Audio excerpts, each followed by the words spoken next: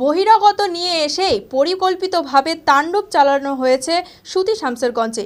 এমনই মন্তব্য করে তীব্র কটাক্ষ করলেন প্রাক্তন সাংসদ অধীর চৌধুরী। মঙ্গলবার সাংবাদিক বৈঠকে অধীর চৌধুরী বলেন, ভোটের ফায়দা লুটতে এই অশান্তির বাতাবরণ তৈরি করা হয়েছে, কিন্তু পরিস্থিতি যে নিয়ন্ত্রণের বাইরে চলে যাবে সেটা কারোর জানা ছিল না। যারা শান্তিপূর্ণভাবে ওয়াকআউটের বিরোধিতায় নেমেছিল তাদের সঙ্গে এই সন্ত্রাসের কোনো সম্পর্ক নেই। মানসিক স্বাস্থ্যের জন্য সবার আগে যে নামটি মনে ভেসে ওঠে, সুস্থ মনের ঠিকানা মনোবীক্ষণ।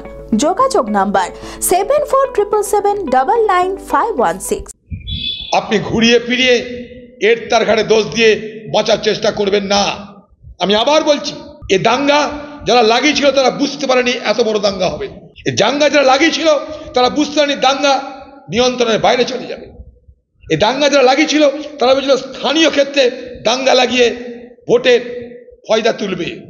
এই দাঙ্গা যারা লাগিয়েছিল তাদের সঙ্গে যারা শান্তিপূর্ণ আন্দোলন করে ওয়াকআউট আইনের বিরোধিতা করতে চেয়েছিল তাদের কোনো সম্পর্ক নাই। আমি দায়িত্ব নিয়ে বলছি, যারা শান্তিপূর্ণভাবে ওয়াকআউট আইনের বিরোধিতার আন্দোলন করছিল, মিছিল করছিল, তাদের সঙ্গে ঝঞ্ঝাট করার, দাঙ্গা করার, হাঙ্গামা করার লোকেদের কোনো সম্পর্ক নাই। সেখানে মদ খাইয়ে কিছু লোককে ঢুকিয়ে দেওয়া হয়েছিল ধুলিয়ানে।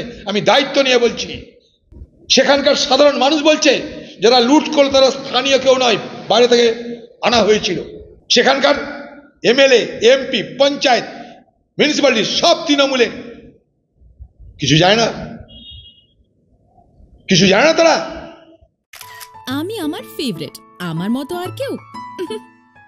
চঞ্চলতা তার কথায় কথায় জীবনে মিশে রঙ ভরায়, চুপি সারে মনে সে সাদে সবাইকে পাগল করে, পাগল করে।